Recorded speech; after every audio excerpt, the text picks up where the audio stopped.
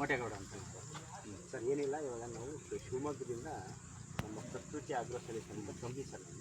ಅದರಲ್ಲಿ ಒಂದು ತಿಂಗಳು ಟ್ರೈನಿಂಗ್ ತೊಗೊಂಡಿದ್ವಿ. ಟ್ರೈನಿಂಗ್ ತೊಗೊಂಡಾದ್ಮೇಲೆ ಮತ್ತು ಯಾವುದೇ ಬೆಳೆಗೆ ಏನೇನು ಪೋಷಕಾಂಶಗಳು ಬೇಕು, ಯಾವ ಥರ ಅದು ಬಳಸಬೇಕು, ಎಷ್ಟು ಪ್ರಮಾಣ ಬಳಸಬೇಕು ಅನ್ನೋದೆಲ್ಲ ನಮಗೆ ಹೇಳ್ಕೊಟ್ಟಿದ್ದಾರೆ. ಅದರಿಂದ ನಮ್ಮ ನೋಡಿ ಸರ್, ನಮ್ಮ ತೋಟ ಯಾವುದೇ ಆಗಿದೆ ಆ ತೋಟಕ್ಕೆ 16 ಪೋಷಕಾಂಶಗಳು ಬೇಕಾಗುತ್ತೆ. 16 ಪೋಷಕಾಂಶಗಳಲ್ಲಿ ಮೈನು ಪ್ರಕೃತಿಯಿಂದ 4 ಪೋಷಕಾಂಶಗಳಿದೆ ಸರ್. ಏನು ಗೊತ್ತಾ? ಮಣ್ಣು, ಗಾಳಿ, ಬೆಳಕು, ಇವೆಲ್ಲನೂ ನೀರು, ಮೈನು. ಇವು ಪ್ರಕೃತಿಯಿಂದ ನಮಗೆ ದೇವರೇ ಕೊಟ್ಟಿರೋ ವರ ಸರ್. ಇದ್ರ ಬೇಸಿಕ್ ಮೇಲೆ ನಾವು ಏನೇ ಬೆಳೆ ಬೆಳೆಯಬೇಕಾದ್ರೆ ಇವಿದ್ರೇನೆ ಆಗೋದು. ಹಾಗಾಗಿ ಮಿಕ್ಕಿದ್ದು ಸರ್, ಇವಾಗ ಏನು ಗೊತ್ತಾ, ಇದು ಏನು NPK ಪ್ರಥಮ ಪೋಷಕಾಂಶಗಳು, ದ್ವಿತೀಯ ಪೋಷಕಾಂಶ CMS ಅಂತ, ಮತ್ತು ಸೂಕ್ಷ್ಮ ಪೋಷಕಾಂಶಗಳಲ್ಲಿ ಬಂದ ಮೈಕ್ರೋ ನ್ಯೂಟ್ರನ್ಸ್ ಬರ್ತವೆ ಸರ್. ಇಷ್ಟು ಪೋಷಕಾಂಶಗಳಲ್ಲಿ NPK ಅಂದರೆ ನೈಟ್ರೋಜನ್, ಫಾಸ್ಫರಸ್, ಪೊಟ್ಯಾಷಿಯಂ ಸರ್. ನಾವೀವಾಗ ಕೋಳಿ ಗೊಬ್ಬರ, ಕೊಟ್ಟಿಗೆ ಗೊಬ್ಬರ, ಕುರಿ ಗೊಬ್ಬರ ಏನು ಹಾಕ್ತೀರ ನೀವು, ಬೇವಿನ ಹಿಂಡಿ, ಇದರಲ್ಲಿರೋದು ಇದೆ 3 ಪೋಷಕಾಂಶಗಳು NPK ಇರುತ್ತೆ.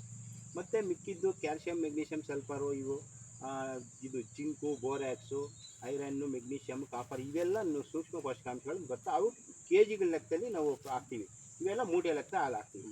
ಇವಾಗ ಏನು ಹಾಕ್ತೀವಿ ಅಂದರೆ, ನಾವು ಕುರಿ ಗೊಬ್ಬರ, ಕೊಟ್ಟಿಗೆ ಗೊಬ್ಬರ ಏನು ಹಾಕಿದೆಯಪ್ಪ ಎಲ್ಲ ಆಗುತ್ತೆ ಅಂತ ಅಂದ್ಕೊಂತಾರೆ. ಅದರಲ್ಲಿ ಎಷ್ಟೇ ನಾವು ಲೋಡ್ ಹಾಕಿದ್ರು ಅದ್ರಲ್ಲಿ ಸಿಗೋದು 3 ಪೋಷಕಾಂಶಗಳು ಸಿಗುತ್ತೆ.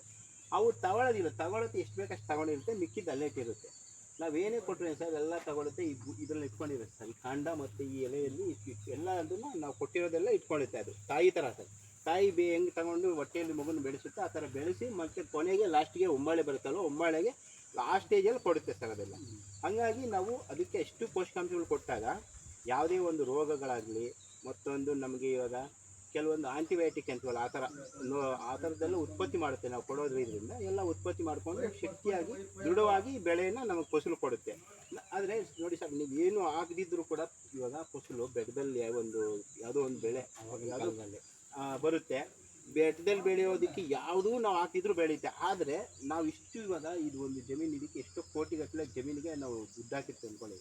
ಇಷ್ಟು ಕೋಟಿಗಟ್ಟಲೆ ದುಡ್ಡು ಹಾಕಿರೋದಕ್ಕೆ ನಾವು ಎಷ್ಟು ಬಂದರೆ ಅಷ್ಟೇ ಸಾಕು ಬಿಡು ಅಂತಂದರೆ ಏನು ಪ್ರಯೋಜನ ಬಂತು? ಅಲ್ಲಿ ಲೆಕ್ಕ ಇರೋದು. ಅದಕ್ಕೆ ನಮಗೆ ಒಂದು ನಿರೀಕ್ಷೆ ಇರುತ್ತೆ. ನಮಗೆ ಕಷ್ಟಪಟ್ಟು ನಾವು ಹಾಕಿರೋದಕ್ಕೆ ಬಂಡವಾಳ ಬಡ್ಡಿ ದುಡ್ಡನ್ನು ಬರಬೇಕು. ನಮಗೊಂದು ನಿರೀಕ್ಷೆ ಅಷ್ಟು ಮಾಡಿ ಫಲ ಬಂದಾಗ ನಮಗೆ ತೃಪ್ತಿ ಆಗುತ್ತೆ ಕಷ್ಟಪಟ್ಟಿದ್ದಕ್ಕೆ.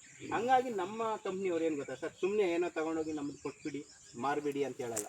ಫಸ್ಟು ಅವರಿಗೆ ಮಾಹಿತಿ ಕೊಡಿ, ಯಾವ ಥರ ಬಳಸಬೇಕು, ಯಾವುದು ಕೆಲಸ ಮಾಡುತ್ತೆ ಅಂತ ಹೇಳಿ ರೈತರಿಗೆ ಹೇಳಿದಾಗ ಅವಾಗ ಅವ್ರಿಗೆ ಕರೆಕ್ಟಾಗಿರೋದನ್ನ ಹಾಕಿದಾಗ ಅವ್ರಿಗೆ ದುಡ್ಡು ವೇಸ್ಟ್ ಆಗೋಲ್ಲ. ಮತ್ತು ವೇಸ್ಟೇಜ್ ಆಗಿ ಇವಾಗ ಭೂಮಿಯಲ್ಲಿ ಸರ್ ಯೂರಿಯಾ ನಮ್ಮ ಭೂಮಿಯಲ್ಲೂ ಕೂಡ ಪ್ರತಿಯೊಂದು ಇರುತ್ತೆ. ಆಮೇಲೆ ಆಮ್ಲಗಳಿರ್ತವೆ. ಇವಾಗ ಕೆಲವೊಂದು ಭೂಮಿಯಲ್ಲಿ ಇದು ಏನು ಜಾಸ್ತಿ ಆಮ್ಲೀಯತೆ ಜಾಸ್ತಿ ಇದ್ದಾಗ ಏನಾಗುತ್ತೆ ಗೊತ್ತಾ, ಅದು ಹುಳಿ ಬರುತ್ತೆ. ಈ ಕೊಬ್ಬು ಏನಾದರೂ ಇವಾಗ ಆ ಹುಳಿ ಬರೋದು ಆ ಥರ ಜಾಸ್ತಿ ಆದಾಗ ಅದನ್ನು ಸಮಪ್ರಮಾಣ ಮಾಡಬೇಕಾದ್ರೆ ಯಾವ್ದಾರು ಹಾಕಬೇಕು ಅನ್ನೋದೆಲ್ಲ ಹೇಳ್ಕೊಟ್ಟಿದ್ದಾರೆ. ಹೌದು ಸರ್. ಅದಕ್ಕೋಸ್ಕರ ಸರ್ ನಮ್ಮ ಹತ್ರ ಇವಾಗ ಜಿಪ್ಸಮ್ ಇದೆ ಸರ್. ಜಿಪ್ಸಮ್ಮು ಅದ್ರ ಗುಣ ಏನು ಗೊತ್ತಾ ಸರ್, ನೀವು ಏನು ಭೂಮಿಗೆ ಎಷ್ಟೇ ಇವಾಗ ಈ ಭೂಮಿ ಕೂಡ ಸ್ವಲ್ಪ ಹೇಳ್ತೀನಿ, ನೀರು ಎಷ್ಟೇ ಕೆಟ್ಟಿದ್ರು ಕೂಡ ಬೇಗ ಆವಿ ಆಗುತ್ತೆ ಈ ಭೂಮಿಯಲ್ಲ ಸರ್. ಅಲ್ಲ, ನಮ್ಗೆ ಗೊತ್ತಿರೋದು ಅನುಭವ.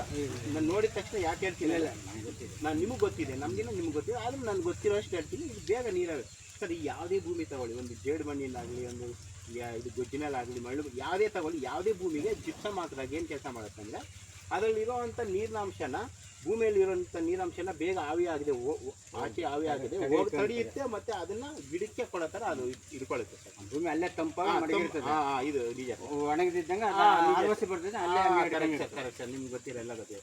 ಆ ಥರ ಗುಣ ಅದರಲ್ಲಿರುತ್ತೆ. ಆಮೇಲೆ ಮಿಕ್ಕಿದ್ದಿನ ನಮ್ಮ ಹತ್ರ ಇರೋದೇನಿದೆ ಅಂದರೆ ಸಸ್ಯಾಮೃತ ಇದೆ, ಮತ್ತು ಇದು ಬೋರೆಕ್ಸು, ಜಿಂಕು, ಆಲ್ಜಿಂಕು ಆ ಥರ ಇವೆಲ್ಲ ಇದೆ ಸರ್. ಇವೆಲ್ಲ ಏನು ಗೊತ್ತಾ, ನೀವು ನೀರಲ್ಲಿ ಬೇಡೋದು ಸರ್.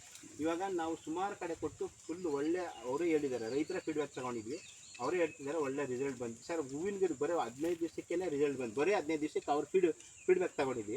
ಪ್ರತಿಯೊಂದು ಕಡೆನೂ ಫೀಡ್ಬ್ಯಾಕ್ ತಗೋತೀವಿ ನಾವು. ಹಂಗಾಗಿ ನೀವು ನೋಡಿ ಸರ್, ಇವಾಗ ಇಷ್ಟೆಲ್ಲ ನೀವು ಮಾಡ್ತಿದ್ದೀರಾ, ಒಳ್ಳೇದೇ ಮಾಡಿದ್ರೆ, ಕರೆಕ್ಟಾಗಿ ಮೆಥಡ್ ಮಾಡ್ತೀರಾ, ತೋಟನೂ ಚೆನ್ನಾಗಿದೆ ಸರ್. ಹೆಂಗಿದೆ ಅಂದರೆ ಅದು ದೇವ್ರ ಥರ ಇದೆ. ಇವಾಗ ನಿಮ್ಗೆ ಇಷ್ಟು ವರ್ಷ ಕಷ್ಟಪಟ್ಟಿರೋದಕ್ಕೆ ಇವಾಗೆ ಬರೋದು ಫಲ. ಇವಾಗ ನೀವು ಹೇಳ್ತಾ ಇರೋದು ಪ್ರೊಡಕ್ಷನ್ ಚೆನ್ನಾಗಿ ಬರ್ತದೆ. ಇವಾಗ ಅಷ್ಟು ಡೆವಲಪ್ಮೆಂಟ್ ನಿಜ ಸರ್, ನಿಜ.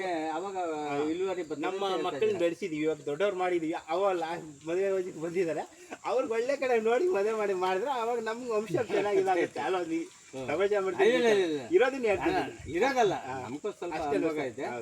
ನಾವು ಎಜುಕೇಶನ್ ಮಾಡಿಲ್ಲ ಅಂದ್ರೂ ಸರ್ ನಿಮ್ಗೆ ಈ ಅನುಭವ ಯಾರಿಗಿರಲ್ಲ. ಯಾಕಂದ್ರೆ ಇನ್ನೊಂದು ಹೇಳ್ತೀನಿ, ನನ್ನ ಅನುಭವಕ್ಕಿಂತ ಜಾಸ್ತಿ ದೊಡ್ಡವ್ರು ಯಾರು ಗೊತ್ತಾ, ರೈತರು ಸರ್. ಯಾಕೆ ಗೊತ್ತಾ, ರೈತ ಭೂಮಿಯಲ್ಲೇ ಬಿಟ್ಟು ಭೂಮಿಯಲ್ಲೇ ಬೆಳೆಯೋದ್ರಿಂದ ಆ ರೈತರಿಗಿರೋ ಎಕ್ಸ್ಪೀರಿಯನ್ಸ್ ಯಾವ ಸೈಂಟಿಸ್ಟ್ಗೂ ಇರಲ್ಲ, ಯಾವ ವಿಜ್ಞಾನಿಗೂ ಗೊತ್ತಿರಲ್ಲ. ಅವ್ರು ಯಾಕಂದ್ರೆ ಅಲ್ಲೇ ಎಲ್ಲ ನೋಡ್ತಿರ್ತಾರೆ. ಅದಕ್ಕೆ ಮೂಲದಿಂದ ಪರಂಪರೆಯಿಂದ ಬಂದಿರೋದು ನಿಮಗೆಲ್ಲ ಗೊತ್ತಿರುತ್ತೆ. ನಾವೇನಪ್ಪ ಚೂರು ಅಂದರೆ ಒಂದು ಸ್ವಲ್ಪ ಎಲ್ಲ ಮಾಹಿತಿನ ನಿಮ್ಗೆ ಕೊಡ್ಬೋದಷ್ಟೇ. ಅದನ್ನು ನೀವು ಅದಕ್ಕೆ ಕಮೆಂಟ್ ಮಾಡ್ಕೊಂಡಾಗ ಕ್ಲಿಯರ್ ಆಗುತ್ತೆ, ಕ್ಲಾರಿಟಿ ಬರುತ್ತೆ. ಹಂಗಾಗಿ ಸರ್ ಇವಾಗ ನಿಮ್ಗೆ ಇದಕ್ಕೆ ನಾವು ಎಷ್ಟು ಗಿಡ ಇದೆ ಸರ್? 1800 ಗಿಡ.